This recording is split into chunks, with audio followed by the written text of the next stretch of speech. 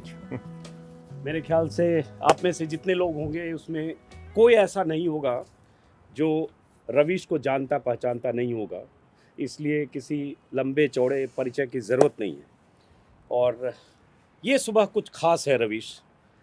अब तक जो सुबह होती थी उस सुबह की शुरुआत एनडीटीवी के प्राइम टाइम के लिए कुछ सोचते, कुछ रचते, कुछ लिखते, कुछ भूमिका तय करते होती होगी। हाँ ये सुबह कुछ खास है। हाँ, बिल्कुल अलग है। हाँ, मैं इन दिनों अपने दर्शकों को बहुत मिस कर रहा हूँ।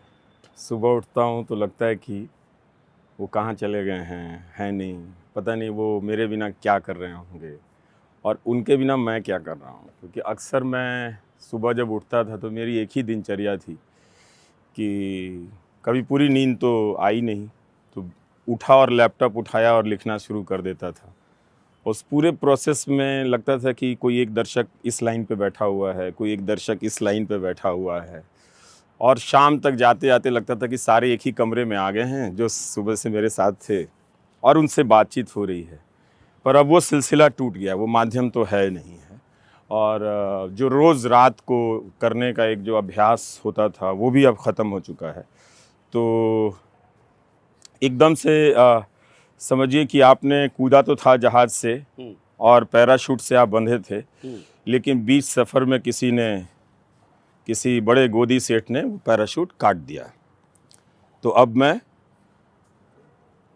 आसमान में ही हूँ, ज़मीन पर अभी नहीं गिरा हूँ। गिर भी सकता हूँ, कुछ पता नहीं है, इतनी बड़ी बड़ी ताकतें हैं। और हवा में तैर रहा हूँ, तो एक तरह से ऐसा लगता है। कभी उदास हो जाते हैं, कभी आंसू भी छलक जाते हैं कि अभी मेरे पास कोई काम नहीं है, और कभी मैं गहरी नींद में सो भी जाता हूँ। तो बहुत अलग तरह का एहसास है। अनुभव है। ऐसी आदत नहीं थी मेरी कि बिना काम के दिन कैसे गुजारें, ये सीख रहा हूँ अभी इन दिनों। और इसीलिए मैंने रवीश को आज बुलाया और इनसे आग्रह किया, जहाँ मैं रहता हूँ कुछ ही दूर रवीश रहते, तो आज आग्रह किया कि एक सुबह रवीश के साथ कुछ देर बातचीत की जाए, उस रवीश के साथ जिस रवीश ने 27 साल तक एनडीटीवी में काम किया और 2 दशक से ज़्यादा वक्त तक रवीश की रिपोर्ट से लेकर प्राइम टाइम तक देश के दर्शकों से मुखातिब रहे। दर्शकों का बेशुमार प्यार भी मिला और बहुत ज़्यादा गालियाँ भी मिली। हालांकि मैं कहूँगा जितनी गालियाँ मिली, मैं अगर देखूँ तो उससे ज़्यादा तालियाँ मिली। लेकिन ज़रूर है। तो अभी रवीश ने अपना एक यूट्यूब चैनल शुरू किया है, क्योंकि एनडीटीवी से वो रिश्ता जो 27 साल पुराना था, वो रिश्ता डेड एंड पर आया, प्राइम टाइम डेड एंड पर आया। तो ये जो डेड एंड पर प्राइम टाइम आया, यहाँ से एक आज़ादी की शुरुआत भी होती है। नौकरी का एक खाचा, एक बंधन भी होता है। उस आज़ादी को कैसे देखते हो रवीश? उस आज़ादी को अजीत जी, हम पहले से कोरोना के बाद से ऐसा लग रहा था कि मैं इस अभ्यास की तैयारी में हूँ, कर रहा हूँ, और एहसास हो गया था कि चीज़ें कुछ बदल रही हैं। और पहले मुझे लगता था कि हमारे जैसे लोग, हमारे आपके जैसे लोग इक्का दुक्का बोलते रहेंगे, इतना महान देश है, अभी भी है, वो बर्दाश्त कर लेगा। उसके लोकतंत्र में इतनी ताकतें हैं, उसके उद्योगपतियों में इतनी ताकतें हैं, उनकी ज़मीर में अभी भी इतनी एक कुर्सी मेरे लिए बची होगी। लेकिन मुझे ये बात समझ में आ गई थी कि कहीं से कुछ है जो नहीं चाहने वाली शक्तियाँ बहुत सक्रिय हो गई हैं। तो मैंने ख़ुद को सबसे पहले दफ्तर से दूर कर लिया। तो मैं जाता नहीं था ऑफिस, और बिल्कुल अपने सोसाइटी के दायरे में 3 साल में अगर दोस्तों से मिला हूँ तो मिला हूँ, कहीं आना जाना सब बंद करके मैं अकेला हो गया और पूरा फोकस प्रोग्राम पे लगाने लगा। और उसी दौरान मैं अपने आप को डिटैच भी करने लगा था। तो एक अभ्यास तो कर ही लिया था, लेकिन तब भी जब वो दिन आता है तो वो दिन आता है। और ये छुपाने वाली बात नहीं है, ये मैं कहूँ कि नहीं मुझे कोई फ़र्क नहीं पड़ा। नहीं, मुझे झटका लगा था। जब पहली बार ख़बर आई तो मैं रिकॉर्डिंग ही कर रहा था, तब तक बहुत फ़ोन बज रहा था। अचानक फ़ोन देखा तो लिखा कि वो अदानी का कोई प्रेस कॉन्फ्रेंस आया है। तो मैं कुर्सी पे बैठ गया कि ये क्या चीज़ है। जानता था कि ये सारी चीज़ें, नाम नहीं मालूम था किसी का, लेकिन पता था कि ये चीज़ें बिसात बिछाई जा रही हैं। लेकिन तो बैठ गया मैं। तो हमारे कैमरा पर्सन ने उनको लगा कि कोविड के बाद से मैं बहुत कोलैप्स होने लगा था, काफ़ी बीमार पड़ता था रिकॉर्डिंग करने के बाद, सांसें फूल जाती थी। तो उनको लगा कि कोई नॉर्मल है, तो फिर उसने कहा कि कैमरा पर्सन ने कि आप नहीं है तो हम शूट कैंसिल कर देते हैं, मैं बोल देता हूँ कि नहीं शूट तो करेंगे। मैंने हुआ क्या है, मैंने आपकी तबीयत ठीक है, मैंने तबीयत ठीक है चलो करते हैं रिकॉर्ड। तो रिकॉर्ड किया तो झटका लगता है, ऐसी बात नहीं है कि नहीं झटका लगता है लेकिन रवीश, हाँ सॉरी, पहले आप कंप्लीट करो। कि और बात चुभती है कि आपके बटुए में जितना भी पैसा हो और धरती खरीद लोगे क्या, और धरती खरीद लोगे तो क्या उस धरती पे नहीं रहोगे। तो आपने एक गोदी सेठ के नाम सख्त संदेश भी दिया अपने दूसरे वीडियो में एनडीटीवी से रवानगी के बाद। तो सेठ की अभी कायदे से एनडीटीवी में एंट्री कहें या शिकंजा अभी कसा नहीं है, लेकिन उससे पहले रवीश ने एनडीटीवी से विदाई ले ली। ये सब तो प्रक्रियाएं हैं अजीत जी, आप खुद ही समझते हैं कि छुरी एक बार में नहीं चलाई जाती है। बड़े लोग बहुत नफासत से सेब को छिल छिल कर खाते हैं, तो अभी वो सेब को छिल कर खा रहे हैं, हिमाचल के सेब को। तो सेब का कारोबार भी करते हैं। तो ये प्रक्रिया मैं जानता हूँ कि 3-4 महीने से ये सब चीज़ मैं देख रहा था कि हो क्या रहा है, होने क्या वाला है, और वो खुद क्या हैं हम तो जानते हैं ना, तो सारे चीज़ें पढ़ते हैं उनके बारे में, देखते हैं। तो ऐसा तो नहीं है कि वो एक कोई सामान्य बिजनेसमैन है। वो ज़्यादातर उनका बिज़नेस अगर आप देखें तो वो सरकार से संबंधित है, उसके शह पे संबंधित है ना। तो और यही छप रहा है, यही पढ़ रहे हैं हम लोग सारा कुछ। और उसमें अगर आप एयरपोर्ट में जाएं, वहाँ जाएं, पोर्ट में जाएं, सब चीज़ आप ही, इंफ्रास्ट्रक्चर में आप ही आप हैं लगता है, और दूसरे को तो क्लिप भी लगाने नहीं आता है, नट बोल्ट भी लगाना नहीं आता, सारा बिजनेस आप ही को आता है। आता होगा, मतलब वो मैं नहीं कह रहा हूँ, लेकिन तो उनको क्या सरकार से आप अलग देख सकते थे, वो जो भी एम्पायर है। तो ये लोग लेकिन कहते हैं कि भाई ठीक है, एक गोदी सेठ जिनको आप कह रहे हैं सेब के, वो एक प्रक्रिया है, उन्हीं को नहीं कह रहा हूँ मैं, कई लोगों को भी कह रहा हूँ। मैं दूसरी चीज कह रहा हूँ जो बहुत सारे लोग आपके उस इस्तीफे के बाद लिख बोल रहे होंगे, जिसमें बहुत सारे लोग आपके आलोचक होंगे, जैसा मैंने कहा आपको जितने चाहने वाले हैं उतने आलोचना करने वाले हैं। तो उसमें बहुत सारे लोग ये कहते हैं कि भाई एक सेठ तो पहले भी था जिसका 26% था, अंतर है दोनों में, अब अडानी सेठ आ गया। दोनों में अंतर है, बहुत चीज़ें बदल रही हैं। ये जो एक्विजिशन है, और उनके होने के बाद एक्विजिशन तो नहीं था ना, जो टेक ओवर है, वो जो पूरी प्रक्रिया है, कौन कर रहा है, वो लोग अगर मुझसे उन्हें चिढ़ है तो वो कोई बात नहीं, लेकिन अगर वो हर टेक ओवर को सिंपल टेक ओवर समझते हैं तो मैं क्या कर सकता हूँ। फिर या तो मेरी बिजनेस की कम समझ है या फिर उनकी ज़्यादा समझ है, यही बात हो सकती है। हर takeover normal takeover नहीं होता है। पूंजीवाद में हर पूंजी प्रतिस्पर्धा की पूंजी नहीं होती है, कंपटीशन की पूंजी नहीं होती है, वेल अर्न पूंजी नहीं होती है। कुछ पूंजियां उस पूंजीवाद के बहुत विशुद्ध परिभाषा से बाहर की भी चीज़ें होती हैं। हम सब जानते हैं, समझते हैं कि इन्हें हम कभी हटा नहीं सकते, लेकिन चलते रहते हैं। लेकिन कई बार लगता है कि बात अगर गर्दन से ऊपर आए तो फैसला लेना पड़ता है। लेकिन एक बात आपने कही कि हर takeover normal takeover नहीं होता है। तो आप किसी बड़े खतरे की तरफ इशारा कर रहे हैं पत्रकारिता और एनडीटीवी के संदर्भ में, क्योंकि ये बार बार लोग कहते हैं कि इतने चैनल्स में एक एनडीटीवी तो था, वही तो एक बचा था, अब वो भी गोदी सेठ की गोद में चला गया, और वो गोदी मीडिया जो आपने नाम आप ही ने दिया गोदी मीडिया। ऐसा नहीं है कि जो गोदी मीडिया के ओनर हैं एग्जिस्टिंग वो गोदी सेठ नहीं है, वो भी हैं, है ना, वो सब हैं वहाँ पर। इसलिए एक आदमी के लिए नहीं कहा, अगर एक आदमी का के लिए कहना होता तो मैं नाम लेकर ही बोल देता फिर इसमें। लेकिन गोदी सेठ एक अवधारणा है, जैसे गोदी मीडिया एक अवधारणा है। और इन काली मर्सिडीज़ महंगी खूबसूरत गाड़ियों पर घूमने वाले लोगों को मैं चाहता हूं कि भारत की जनता लोकतंत्र के हत्यारे के रूप में पहचाने।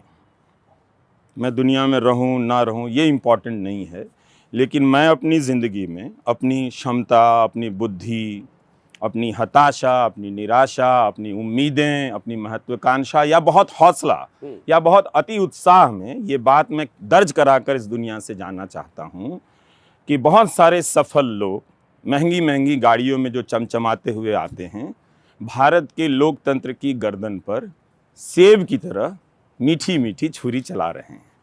जनता का अगर देखना चाहे तो देख ले, ना देखना चाहे तो ना देखे। मेरा काम है समय पर बोल देना, सो मैंने बोल दिया। क्योंकि एक अच्छा बुरा सब है, बहुत तरह की आलोचनाएं एनडीटीवी की भी होती हैं, है ना। वो लोग करेंगे, एनडीटीवी के लोग उसका जवाब देंगे। लेकिन एक बेंचमार्क था, थोड़ी बात चुभ रही थी ना कि भाई इनके जैसा नहीं है, उनके जैसा नहीं है। अब वो बेंचमार्क हट गया है। अब वो कह रहे हैं कि अल जज़ीरा बनाएंगे, तो आप अल जज़ीरा बनाएंगे तो आप अल जज़ीरा को इंटरव्यू दे दीजिए। फिर आप दे देंगे अल जज़ीरा के एंकर को इंटरव्यू, तो फिर वो पूछ लेगा ना कि वाशिंगटन पोस्ट में जो खबर छपी है उसके बारे में आपका क्या कहना है। भारत की समस्याओं को तो आपने वैसे ही हिंदू मुस्लिम या इस तरह के और दूसरे फालतू विवादों से, फिल्म के गानों में हीरोइन ने क्या कपड़े पहने, किस तरह के मेकअप किए हैं, उसको लेकर आप डिबेट से आप भारत की समस्याओं को आप गायब कर रहे हैं। उसका स्वरूप कैसा होना चाहिए, उसकी गंभीरता से भी बहस नहीं कर रहे हैं। तो इस तरह की चीज़ें आप पहले ही कर रहे थे। अब उस भारत को भी गायब करके आप विदेश दिखाने के नाम पर आप घुमाते रहिए। जैसे हम लोग न्यूयॉर्क में टहल रहे हैं, दुकान का फ़ोटो लगा दिया, इसका फ़ोटो लगा दिया। वो आप पॉलिश तरीके से करना चाहते हैं कि हम अंतर्राष्ट्रीय टाइप से कुछ करेंगे। राष्ट्रीय होने का तो पैमाना नहीं इस देश की मीडिया के पास, और ये इनके पास चूंकि पैसा है तो ज्ञान दे रहे हैं कि हम अंतर्राष्ट्रीय टाइप कुछ कर देंगे।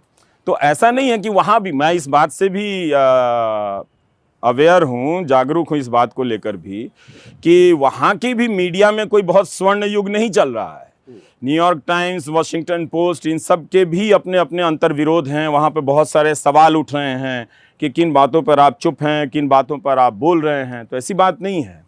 तो कोई ऐसा कोई ख़ास पैमाना नहीं है कि अब भारत की खबरों को गायब कर दीजिए और कहिए कि हम आज लंदन के बारे में दिखाते हैं, लंदन के एक होटल के बारे में दिखाते हैं, विदेश नीति में क्या हो रहा है उसको दिखाते हैं, तो कीजिए, अच्छी बात है। बहुत कुछ है रवीश के पास कहने के लिए, और बीते 2 दशकों में बहुत कुछ रवीश ने अपने दर्शकों को कहा भी है। यूट्यूब पर अगर सिर्फ रवीश कुमार आप सर्च करेंगे तो हज़ारों वीडियो मिलेंगे, हज़ारों वीडियो जो रवीश ने कहे उसके वीडियो, और हज़ारों वो वीडियो जो लोगों ने रवीश पर बनाए, जो मैंने नहीं कहे उस पर भी, नहीं कहे उस पर भी। बहुत दिलचस्प, सही कहा रवीश ने, वो नहीं कहे उस पर भी, और जो अभी ये कह रहे हैं इसके काउंटर में भी हो सकता है कई वीडियो आने वाले 5 दिन में आपको मिलेंगे। पर रवीश, चूंकि मेरे ख्याल से एनडीटीवी से आपकी विदाई, रवानगी, आज़ादी, तीनों विकल्प शब्द पर्यायवाची देता हूँ, उसके बाद हम लोग पहली बार शायद इस तरह से बात कर रहे हैं। हाँ। तो उस वीडियो में जिसमें आपने कहा कि मैंने इस्तीफा दे दिया है,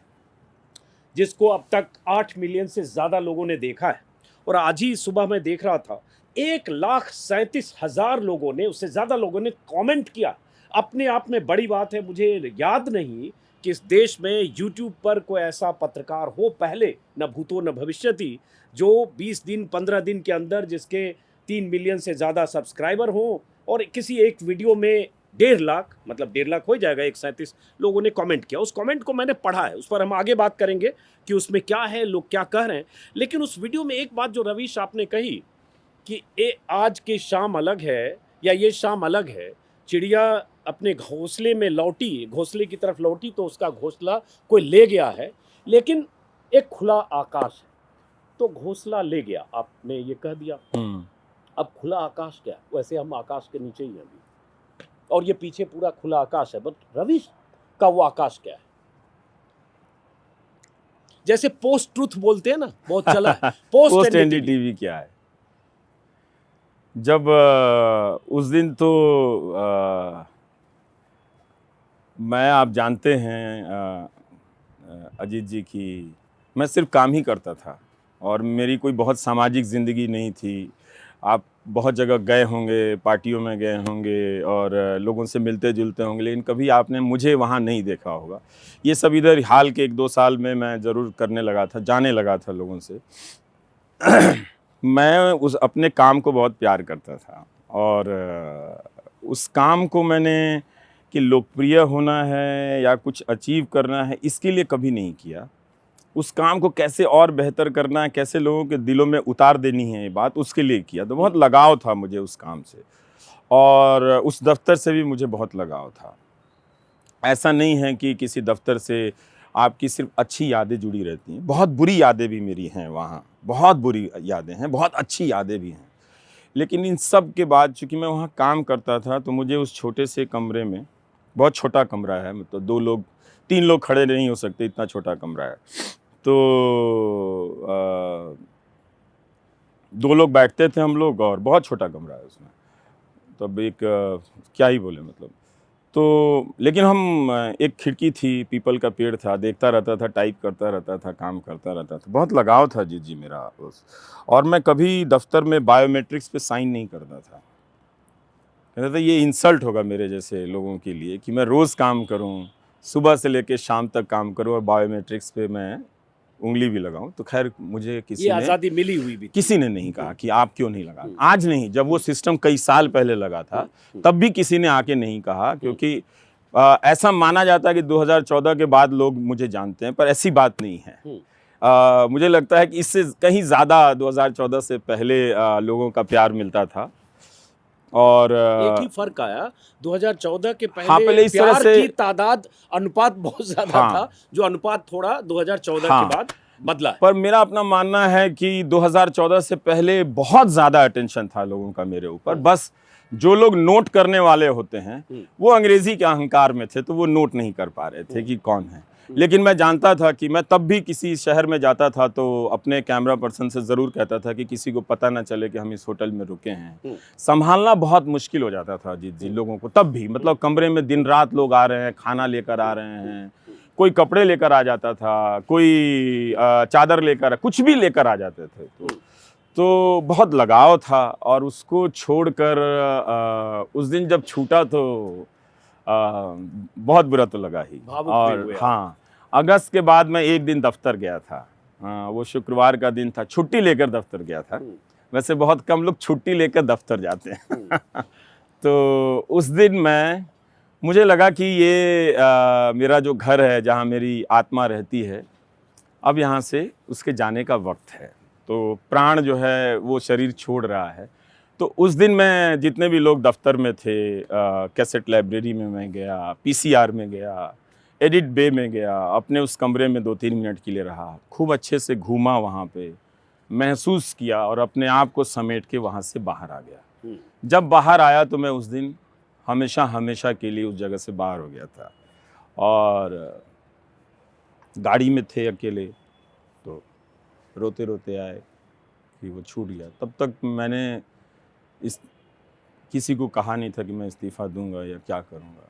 पर उस दिन मैंने एनडीटीवी को खूब अच्छे से उस घर को देख लिया था, और फिर वो छूट गया। फिर उससे मैं घर आया और लगा कि अब जो आसमान की बात है वो हम बैठ के बात करें। हाँ, बैठ के बात करेंगे। वही मैं चाह रहा था कि फॉर्मेट तो हमारा था बैठ के बात करने का, लेकिन आए, अच्छा लगा, और हम लोग बैठते हैं और कुछ लंबी बात, जिसमें उस आसमान की बात, जो आसमान यहाँ से रविश के लिए खुला आसमान है। वैसे मैं बताऊँ, जहाँ मैं हूँ इस आसमान के दूसरे हिस्से पर, आसमान का कोई छोर नहीं होता, लेकिन कुछ ही दूर पर रविश रहते हैं। हालांकि सुरक्षा के लिहाज से इनका घर बताना नहीं चाहिए, लेकिन फिर भी। तो अब हम रविश से बात करते हैं बहुत सारे उन पहलुओं पर, जिन पहलुओं पर बात करने के लिए रविश चर्चित भी रहे, और इनके भीतर की वो बेचैनी है जो इनके शब्दों की शक्ल में आती है, और जो निरंतर दर्शक से संवाद करते रहे। मैं एक बात मानूंगा रविश, कई बार हो सकता है हमारी आपकी वैचारिक असहमतियां रही हो, या कंटेंट में असहमतियां रही हो, मेरी तो नहीं रही, आपकी हो सकता है रही हो, क्योंकि हम लोग एक विधा में रहे। लेकिन फिर भी दर्शक के से जितना संवाद आपने किया है, मैं नहीं समझता कि देश के किसी एंकर ने पहले किया है और कोई आगे कर पाएगा, क्योंकि अब जो लोग हैं संवाद सिर्फ एक आदमी से करते हैं, वो सत्ता के शीर्ष पर बैठे हैं, डोर वहीं बंदी है। तो अब हम लोग भी बैठते हैं, बैठ के बात। Thank you.